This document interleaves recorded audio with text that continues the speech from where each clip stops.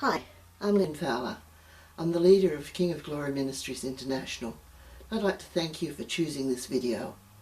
Before we begin, please just hit that subscribe button that's down below there and also the little notification bell so that you make sure that you don't miss any of our videos. If you would like to contact us about arranging ministry or about connecting with King of Glory Ministries International, there's links below for our website and our Facebook page. And there's also a couple of links where you can support this ministry through Patreon or through our Teespring store. So now I just pray that you'll be blessed by this video. And if you are, please give us a like and share this video on your social media pages or wherever you share stuff with your friends. So right now, here's today's message. Bless you.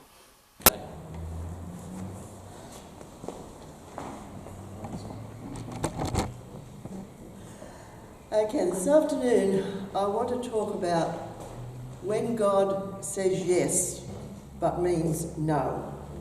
Now, I want to be clear right from the start, I am not talking about God's promises. The word is very clear that God's promises are always yes and amen. If He has promised something and you have met whatever conditions there might be attached to that promise, then He will do it. No questions, no ifs, no buts. But what I want to talk about this afternoon is God's permissions, or what we might think are God's permissions. And I want to start with the story of a guy I'm sure you've heard of, a guy called Balaam. And Balaam was a prophet. He was a bit of a mixed bag because he obviously, from the account in the Word, he obviously did hear from the Lord, but also obviously from the account in the Word, he obviously used some occultic means sometimes in his prophesying. So he was kind of 1 foot in each camp.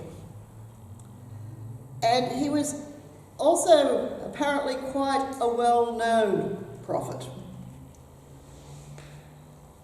And there's this king of the Moabites. Now, the Moabites were actually distant cousins of the Israelites, coming through the line of Lot. But that relationship had soured somewhat over the years. And this king of Moab is watching or hearing of the Israelites. They'd come out of Egypt, God had worked all these plagues against Egypt to have them released from Egypt.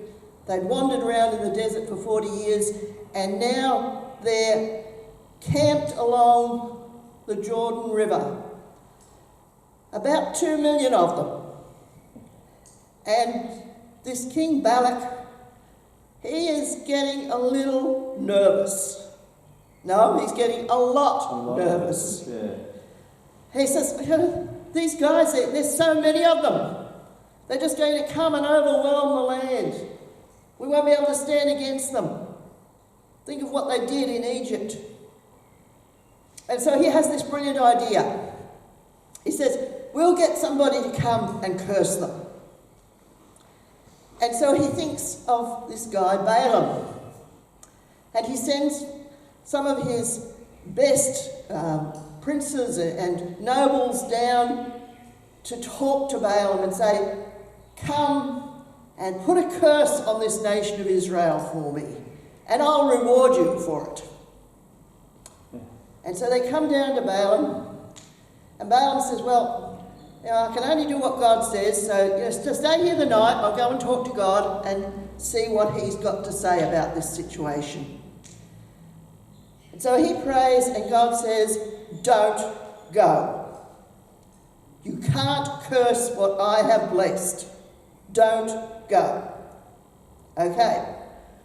So next morning, Balaam says to these guys that have come down, sorry, can't do it. Can't go with you. God says I can't go. So they go back to Balak. And Balak is disappointed but not to be defeated. So he rounds up some more nobles, a lot more of them, sends them back down to Balaam with more promises. And so they come and say, you sure you don't want to come back and curse this nation for us? That you'll be rewarded for it. And Balaam says, well, just stay here the night and I'll go check if God's changed his mind.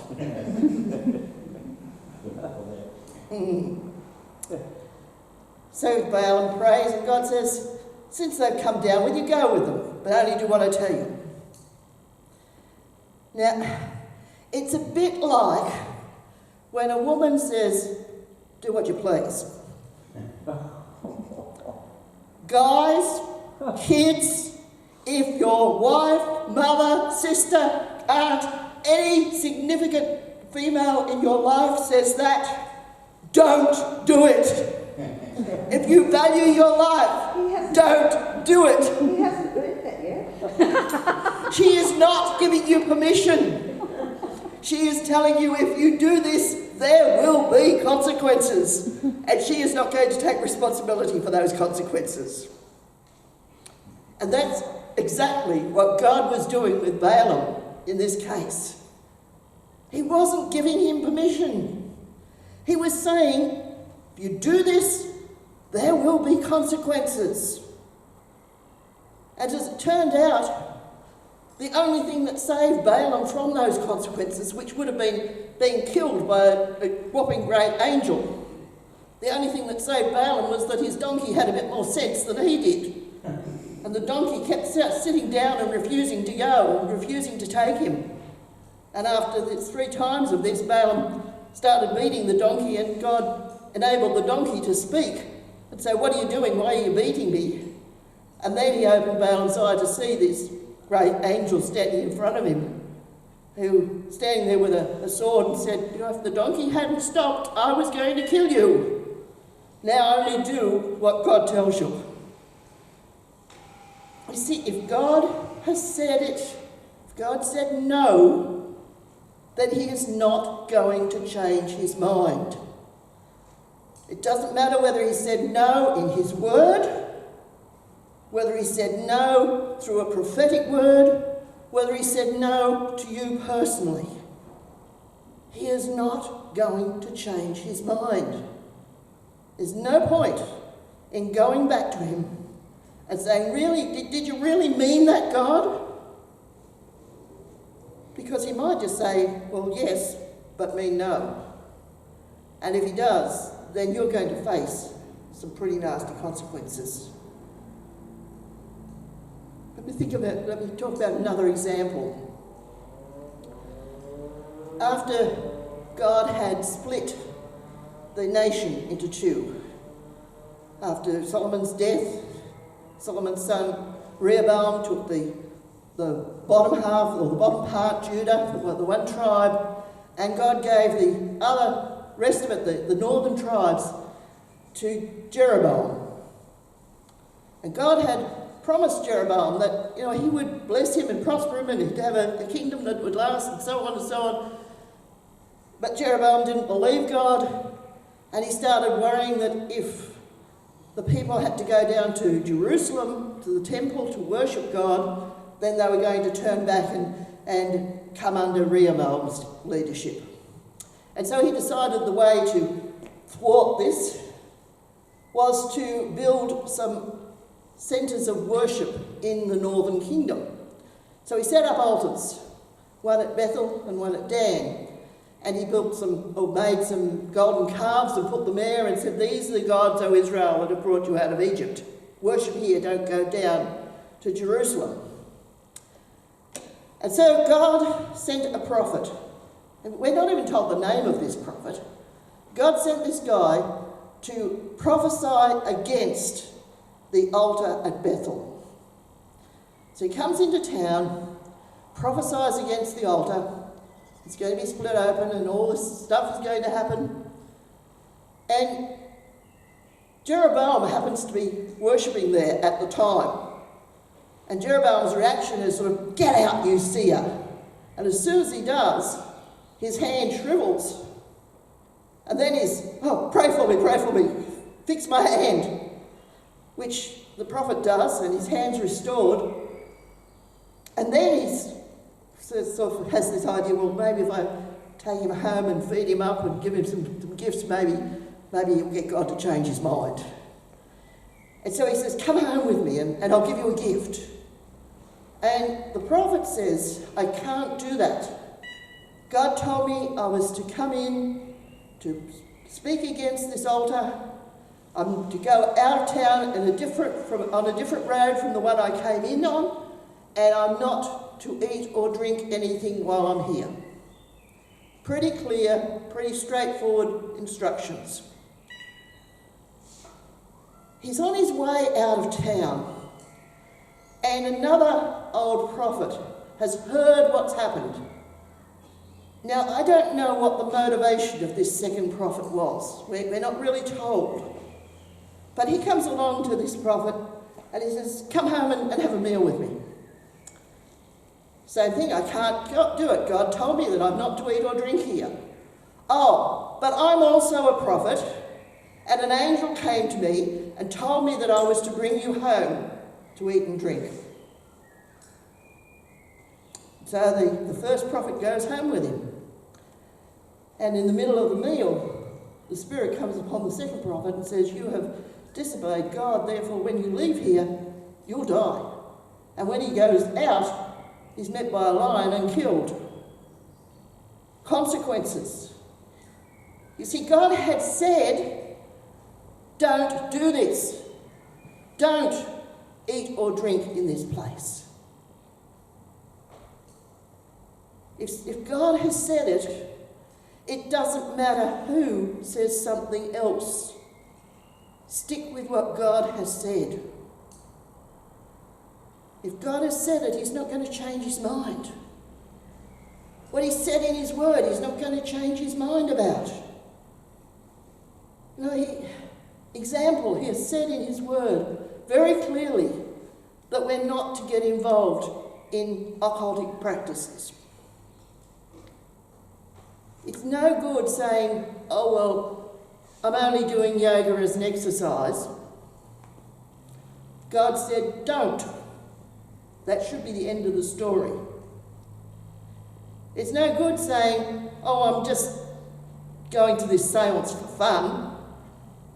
God said, don't. End of story.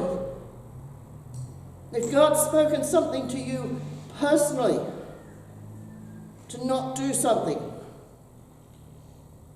end of story. You don't double guess him. You don't listen to somebody else telling you something different. Another story. Sometime later, King Jehoshaphat, who was the king of Judah, had formed an unholy alliance with Ahab, the king of Israel, to fight against Syria. And they wanted a prophetic word. So they send for all these prophets of Baal. 400 of them. Come down and give us a prophetic word about this battle that we're about to go into. Will we be successful? Is it God's will for us to do it? And so these 400 prophets of Baal come down and they're all, oh yes, go, be victorious. Yes, God's with you. Go and you'll defeat the Syrians. And Jehoshaphat, who still was, a little bit at least towards God, said, isn't there somewhere a prophet of Yahweh that we can ask about this? And Ahab says, well, there's one guy, his name's Micaiah, the son of Imlah. But I hate him. He never prophesies anything good about me, only bad. Anyway, they send for Micaiah. And as the emissaries are bringing him back, they're saying, make sure that you give the king a good word. And so he gets down there and he says, attack and be victorious. And as soon as he says it, the king, and it doesn't actually say whether it's Jehoshaphat or Ahab that says it, says, how many times must I tell you to tell me the truth in the name of the Lord? He knew He knew that attack and be victorious was not the true word of the Lord. Immediately, he responded and said, "This isn't the truth. Tell me the truth." And then, of course, Micaiah tells him the truth, that there's going to be absolute slaughter and, there's going to be a disaster. The thing is, he already knew what God was going to say. He knew in his heart that God was saying, this is not right, this is not on. And there's times when we know in our hearts that God is saying no to something, even if he hasn't spelled it out in words of one syllable. We know that something's wrong. If we do, then don't go ahead and do it. If we know that this is not of God, don't think he's going to change his mind. And interestingly, that applies even if we think that something's wrong, but it's actually not wrong. Paul makes that clear in the New Testament. If, for example, if we think that it's wrong to eat meat, even if it's not wrong to eat meat, but if we really in our hearts have a conviction that it's wrong to eat meat, then Paul says, don't eat it, because if you eat it, you will not be doing it of faith, and anything that is not of faith is sin. Don't go against those convictions in your heart. One final story. And this is an interesting one. It's the story of David. And in 2 Samuel, it says that Satan tempted David to have a census of the troops, the nation. In 1 Chronicles, it says God tempted him. So which was it? Was it Satan or was it God? I think it went something like this. David wanted to count the nation. He wanted, maybe it was pride, he wanted to know how big the nation had got under his leadership. Maybe it was a kind of fear of, have I got enough people? Have I got enough troops to stand against the enemy? Don't really know what it was, but for some reason, he wanted to count the nation. And I think probably first of all Satan came along and said, yeah, that's a good idea, you should do a census. And because David was wanting it, even if he didn't actually go back to God and say, can I do this? God came in and said, do what you please. The interesting thing is, well, first of all, Joab, David's commander, opposed him in it. Somehow Joab knew that this was not right, this was not on. And he didn't want to do it. But David was the king, and what the king says goes. And so they did this census, but as soon as they'd done it, the word says that David was conscience-stricken. And he said, I sinned by doing this. Now the only reason that he would say that is that he knew in his heart that this was not something that God wanted. It was something that David wanted. And the result of that was that thousands of people died because God said to him, okay, what do you want? What punishment do you want? Do you want me to bring your enemies against you? Do you want me to bring a plague on the land? Take your pick.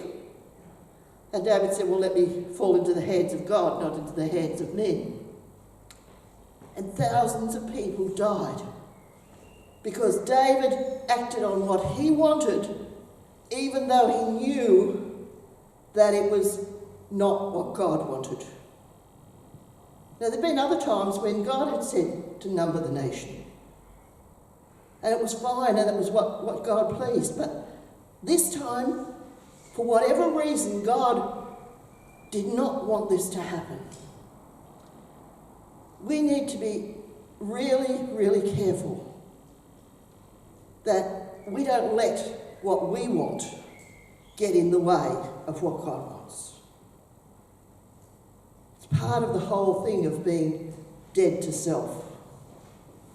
We need to be able to lay our own wants and desires aside and say, God, we want only what you want. We want only what you have purposed for our personal lives, for our church, for our interaction with the world, whatever it may be. We need to discern what God has said, whether he has said no, or whether there is something in our own hearts that says this is not of God. And we need to be prepared, if we recognise that God is saying no, to leave it at that. Don't second guess him. Don't go back when he said no and ask, are you sure? Because he might just say, do what you please. And I don't know about you. Well, I think I do know about you. I know most of you pretty well. I don't think any of us want to be in that position where God says yes, but means no.